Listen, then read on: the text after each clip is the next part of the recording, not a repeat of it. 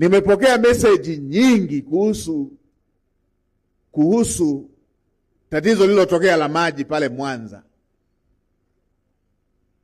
Nimemtuma waziri aende haraka Mwanza akasimamie jambo lile mpaka maji yapatikane.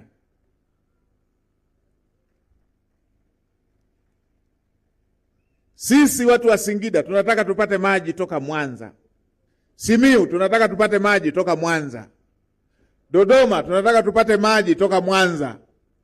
Tabora wengine wameshaanza kupata maji, baadhi ya wilaya tunataka tupate maji toka Mwanza.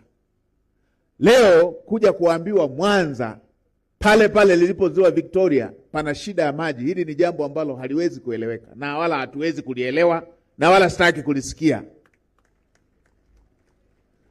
Sasa nilisikia wanarushiana mpira,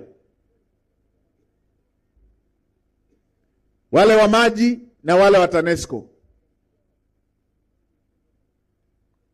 Mheshimiwa waziri anakofika kule wa maji awakute wote mko site, watu wa TANESCO na wale wa maji,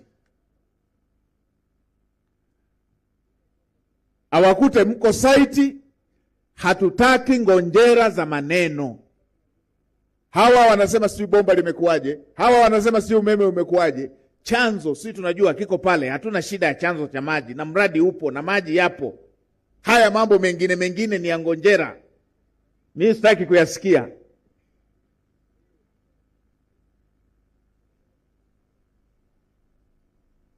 Sasa mkuu wa mkoa, watafute timu yako hiyo ya wataalamu, watafute wa TANESCO, watafute na wa maji, washinde juani na wakeshe, watu wapate maji. Hizi ngonjera za umeme umeendaje, umeme umefanyaje, mimi sitaki kusikia. Kunapopambazuka kesho nipate majawabu, maji yamepatikana.